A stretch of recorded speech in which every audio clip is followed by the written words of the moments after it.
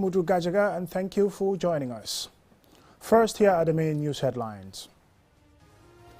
The Organization and Technical Assessment Mission from the OIC Secretariat in Riyadh on Wednesday visited project site to assess Gambia's preparedness for the hosting of the OIC Summit later this year. The Gambia's premier mobile financial services, QMoney, has launched a new service that seeks to provide the cheapest data tariff in the Gambia. The Mayor of Banjul City Council Wednesday called on central government to provide more support to local councils by ensuring the provision of the allocated subventions. In international news, according to a new report by the United Nations, global hunger has been on the increase since 2019. And in sports news, FIFA, the World Football Governing Body, has lifted the 18-month suspension imposed on Zimbabwe Football Association. Those were the news headlines, and now the news in detail.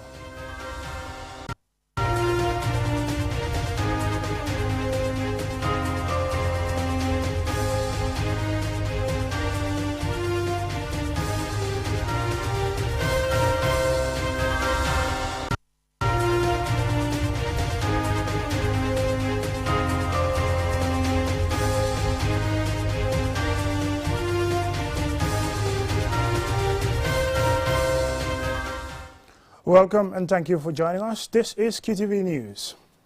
The Organization and Technical Assessment Mission from the OIC Secretariat in Riyadh on Wednesday visited project sites to assess Gambia's preparedness for the hosting of the OIC Summit later this year. Officials implementing the projects reassured the visitors that despite some of the challenges, work was steadily progressing according to schedule. More in this report. The OIC is the world's second largest intergovernmental organization after the UN, and in December, according to President Barrow, the Gambia will host the organization's summit after previous postponements. Critical infrastructural works have been ongoing in the Greater Banjul area. The high-profile delegation is here to assess the progress being made in the preparation for the summit. The delegation visited two major projects, Bertil Harding Highway and the new VVIP lounge at the Banjul International Airport. Abdurrahim Mohammed Abdurrahim Abdallah, leader of the team constructing the Bertil Harding Highway, briefs the OIC assessment delegation. The overall project duration is 24 months. The commencement date is the 1st of April 2022. Now 15 months passed and the progress is 62%. The actual progress should be 68%. We have a lag because it's rainy season, but we are sure we will complete the project in time because the project should be completed by the end of March 2024. The next destination was the VVIP lounge at the Banjul International Airport, where work is reported to have been completed. The OIC delegation inspected the facility, but cameras were not allowed, reportedly for security reasons. Kabiru Jame is the Gambia Civil Aviation Project Manager for this VVIP lounge. Well, in terms of progress, we have completed now. It's 100% completed. We are doing the finishing touches, what we call snack list. The consultant has a snack list that the contractor is now going through to make sure everything is done 100%, but we have completed now. After the tour, Ambassador Yusuf Al-Dubey, the Assistant Secretary General of the OIC General Secretariat, speaks to the press. والحمد لله طلعنا على هذه القاعة الفخمة والجميلة التي سوف يتم. We have overlooked all of these aspects of this beautiful VIP hall, and we would like to congratulate the Gambia for the building of this hall and the success of the summit, and wish them all prosperity, future prosperity and progress. The weather and the location of services along the roads have caused some delays to the roads project. Since the start of the project, there have been some adjustments to the original design. Another layer of asphalt was added to the Bertil Harding Highway, and plans are afoot for another overpass bridge at traffic lights on Kairaba Avenue. What does our current state of preparedness tell about the possibility of Gambia hosting the OIC Summit this year? Yankoba Diba, the Chief Executive Officer of the Gambia's OIC Secretariat, has this answer. Well, I think it's pretty good. If in terms of an aggregate, I think we are not doing very badly. We would say perhaps we are over 50%. But in terms of individual projects, some are around the late 60s, some are 60 plus, some are 50, of course some are late. But we hope the main projects that are critical for holding of the summit are all well above 50%. The assessment tour on Wednesday ended with the Gambia OIC Secretariat and the OIC General Secretariat in Jeddah, Saudi Arabia, signing a memorandum of understanding. The MOU reflects a joint agreement on the arrangements for the Gambia's hosting of the 15th OIC Summit from 16th to the 17th December 2023.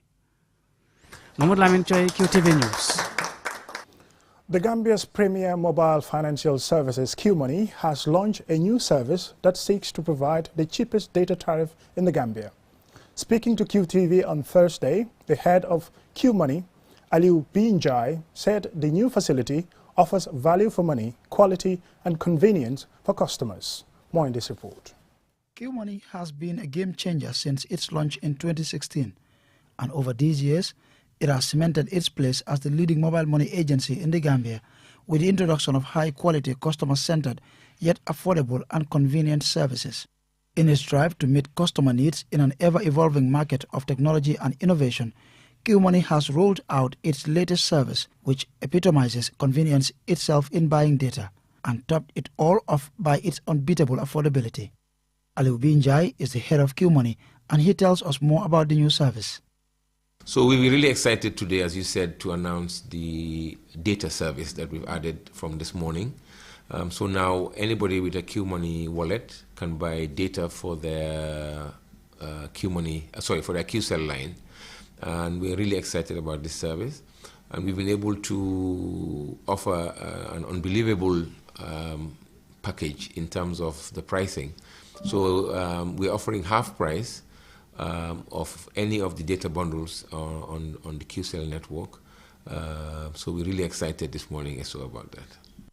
The new data bundle is yet another addition to a variety of services already available to customers at their convenience. Binjai says its rollout is a manifestation of QMoney's desire to improve its service to ensure value for money services for their esteemed customers.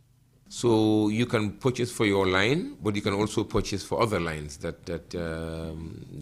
that's also another convenience for this service. And also the validity is the same as the QCell validity. Whatever the bundle you're buying, the information is already there on the validity of the package. So obviously, as you know, the bigger packages last a bit longer, but the validity is the same as QCell. So there's no confusion for customers who are already using the QCell service. The head of QMoney also has a message for their customers. We want to thank all our customers, mobile money customers. We believe that those who have tried the QMoney service have stayed on the platform. So we're urging all those who have a QCell line that are not already using their QMoney wallet to just activate it. It's *323# on the menu, and then it will ask you to set up a PIN number. And then from there, your wallet is open. So we are hoping that those that haven't opened their wallets to call 133 for further information on how to use QMoney. The new QMoney data bundle offers customers packages at giveaway prices. For just $4, you get 20 megabytes, and $1,790 used to get you 20 gigabytes. Today, the price has been slashed to $895. Mr. Jai also revealed that there are other interesting services to be launched soon. As one of several companies in the multinational Q group of companies, QMoney recently extended its services beyond the Gambia to Sierra Leone.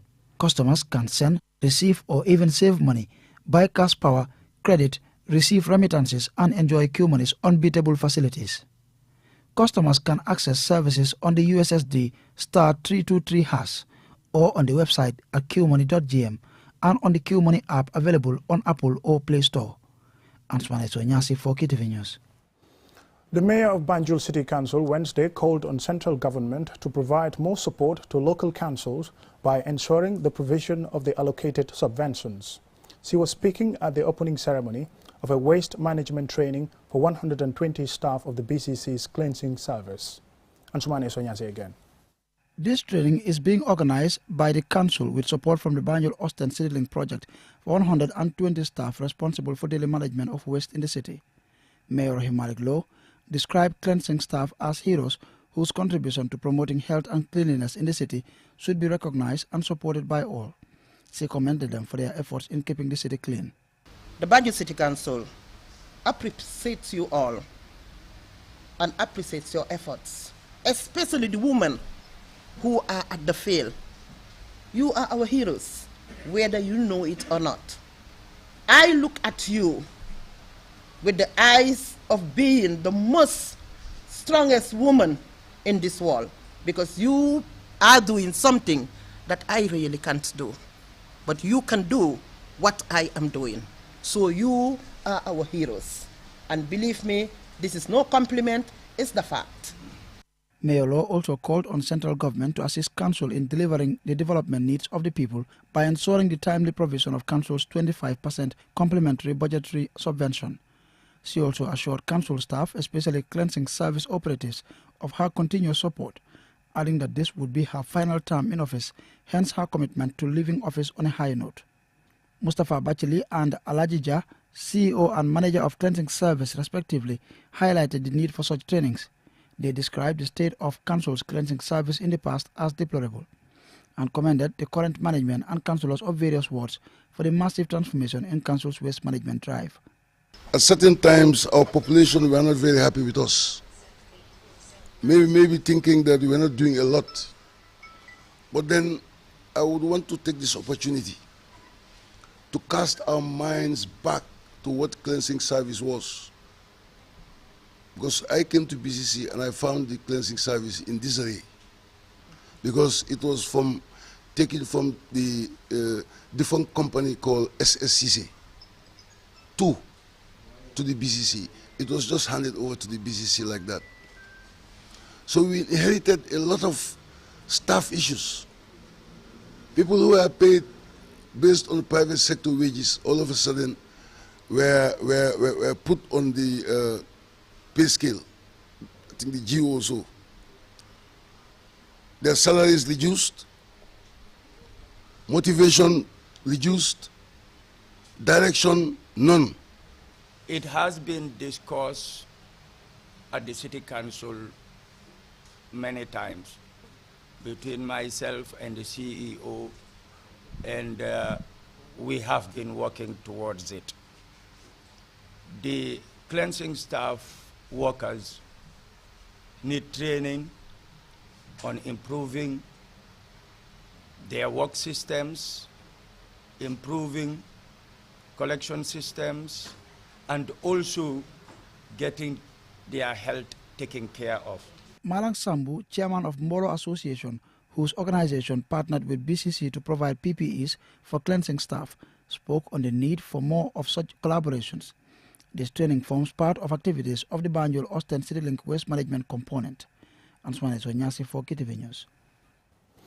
Now we go for a commercial break, and when we return, we still have some more local and international news stories, plus sports news. For his kitchen, Prosper was thinking big. He therefore chose big new tiles. He then thought he'd also love a new stainless steel sink and a new mixer app. And now that we're changing the sink, we might as well buy a new kitchen counter, right? Oh yeah, I couldn't resist. Good old Prosper. And yes, that's Betty Max Betty Days. Take advantage of exceptional discounts up to 50% on tiles, sanitary, electrical, and lighting. From July 8th to 22nd, you will be splurging. Betty Mac, welcome home.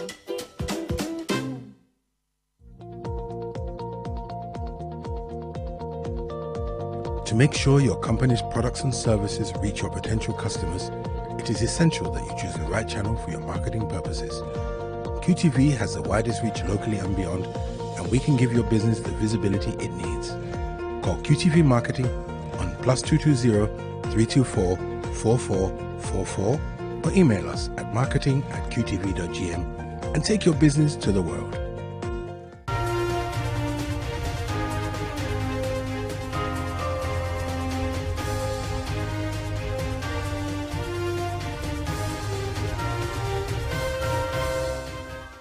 Welcome back, and thank you very much for joining us. This is QTV News. The Chief Justice of the Gambia on Saturday graced the 14th graduation and speech and prize-giving award ceremony organized by the Bansang Upper Basic and Senior Secondary School in the Lower River region. Alhaji A.F. Jallo attended the program and filed this report. This is the 14th edition of the graduation ceremony the Chief Justice of the Gambia graced the occasion, joining parents, guardians, well-wishers, teachers, and guests. Lamin Drame, the principal of the school, said the school was established in 2004 to meet the growing demand of students' enrollment within the region and beyond. Bansang Oba Senior Secondary School is a provincial school which was established to provide access to the many students who literally had to struggle for both placement and guidance in secondary schools outside Bansang. This purpose, it has not only served, but served very well. The school was established in 2004 with a modest enrollment from across the region and has since registered great fees in both academics and extracurricular activities. Ismaila Sise, the former principal of the school, encourages the graduating students to embrace the spirit of self-discipline, dedication, and commitment to excellence and be responsible citizens. Today marks a significant milestone in your lives as we gathered here to celebrate your high school graduation. This is a moment of immense joy, pride, and reflection as you bid farewell to the hall that have nurtured you for several years and embark on an exciting new chapter. Hassan B. Jallow, the Chief Justice of the Gambia, who is also the Caliph General of Bansang, was the guest speaker. When I received this invitation to come here as the guest speaker, it was one I found I could not turn down for various reasons. Number one, as the lady who read the poem said, graduation is a celebration of perseverance. So as we celebrate that occasion, it's one which I would certainly want to share with the graduates and their parents and their well-wishers as well. The Chief Justice further spoke about the importance of seeking knowledge as revealed in the Holy Quran. Remember that you have not finished learning. You have not finished learning. You are graduating today.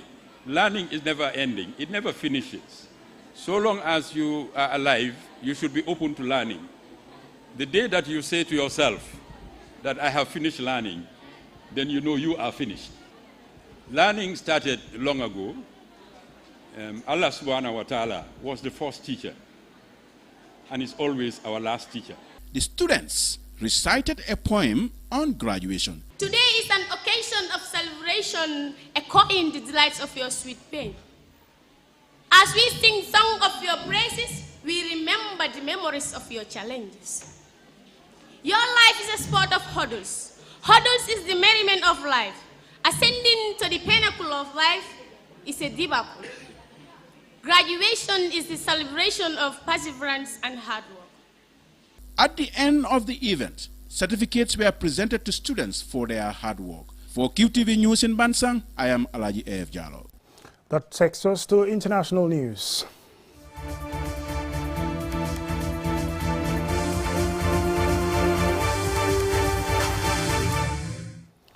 Global hunger has been on the increase since 2019, according to a new report by the United Nations. Jenna Basonko looks into the underlying factors for the increase cited in the report.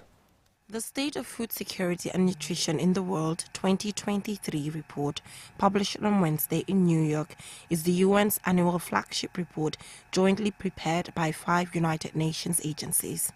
The report reveals that globally, 122 million more people in the world are facing hunger since 2019, and Africa is the worst affected continent, where 1 in 5 people face hunger, more than twice the global average.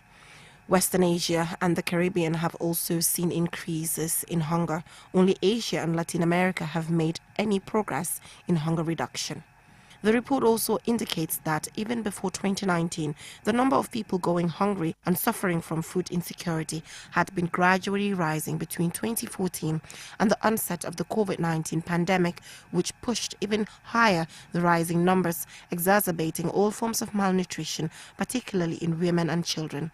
And the Russia-Ukraine war, with its disruption of the global food supply chains, has created the biggest global food crisis since World War II. The report further showed that the intensification of major drivers of food insecurity and malnutrition, such as conflict, climate change, economic slowdowns and downturns, and growing inequality often occurring in combination, is challenging our efforts to achieve SGD 2, zero hunger by 2030. The climate crisis is undermining people's ability to feed themselves, and 70% of the world's hungry people live in areas afflicted by war and violence. The report also cites new evidence suggesting that urbanization is driving changes in agri-food systems, with almost 7 in 10 people projected to live in cities by 2050. It urges governments and others working to tackle hunger, food insecurity, and malnutrition to understand these urbanization trends and account for them in their policy making.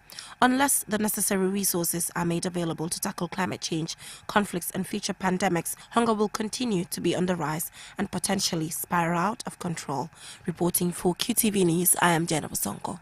And now time to bring you sports news.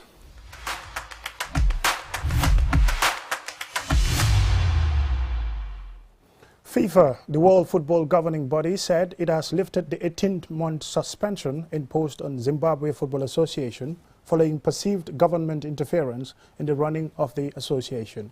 Aliou Cisse tells us more. FIFA suspended Zimbabwe in February 2022 following what the Zurich-based World Football Governing Body saw as interference in the running of the association by the government of Zimbabwe. According to Reuters, the country's Minister of Sports and Recreation Commission ordered the dissolution of the Executive Committee of the Zimbabwe Football Association in November 2021 amid allegations that money given to the association by the state for Zimbabwe's participation at the 2019 African Cup of Nations finals was misappropriated. FIFA rules, however, do not allow third-party interference in the governance of national football associations. Zimbabwe played in the qualifiers for the 2022 World Cup in Qatar, but was barred from taking part in the preliminaries for the 2023 AFCON finals in Ivory Coast. The lifting of the suspension comes just days before the draw for the African qualification competition for the 2026 World Cup. In a statement on Monday, FIFA said the Bureau of the FIFA Council has also appointed a normalizing committee with immediate effect. The committee will run the daily affairs of Zimbabwe Football Association, restructure the organization, and reviews its status. It will also conduct elections of a new SIVA board. Chaired by Lincoln Mutasa, the committee is expected to complete its work by June 2024. Mutasa described the suspension period as hurting not only for the sports people but the entire people of Zimbabwe, whereas the sports minister, Casti Conventry, described it as having been beneficial to Zimbabwe football in the long run. Solomon Mudege, FIFA head of development in Africa, said that even though the ban has been lifted, Zimbabwe's government needs to stay out of the association's affairs. It is not unusual for FIFA or CAF to suspend member countries for malpractices or government interference in the running of football, even though governments make contributions to the development of the game. In 2014, CAF banned the Gambia for 2 years from all continental football for using 5 over 8 players in the under-20 qualified game against Liberia, which the Gambia won 1-0, later annulled, and the tie awarded to Liberia. A normalization committee headed by the late Obi Konate and late Umar Sy was subsequently appointed to spearhead the conduct of an election. For Zimbabwe, football is back on track after 1 year, 6 months. Reporting for QTV News, I am Aliou Cisse. Now, before we end this news bulletin, here is a recap of our main news headlines. The Organization and Technical Assessment Mission from the OIC Secretariat in Riyadh on Wednesday visited project sites to assess Gambia's preparedness for the hosting of the OIC Summit later this year. The Gambia's premier mobile financial services, QMoney, has launched a new service that seeks to provide the cheapest data tariff in the Gambia. The Mayor of Banjul City Council Wednesday called on central government to provide more support to local councils by ensuring the provision of the allocated subventions. And in international news, according to a new report by the United Nations, global hunger has been on the increase since 2019. And in sports news, the World Football Governing Body FIFA has lifted the 18-month suspension imposed on the Zimbabwe Football Association. That's all in this edition of the news. Thank you very much for watching. Join us again at 10. But just before we go, The draw for the FIFA World Cup 2026 was held earlier today in Cote d'Ivoire, and Gambia is drawn in Group F. They are paired with Cote d'Ivoire, Kenya, Seychelles, Gabon, and Burundi. That's Gambia's group, Group F, and only the group winners qualify for the World Cup finals, and there would be 4 best runners-up who will play in a mini tournament called a playoff, and then the winner of that playoff goes on to play a final playoff by FIFA against other continents, and the winner of that qualifiers get into the World Cup proper. We say good luck to ourselves as Gambia. That's all in tonight's news.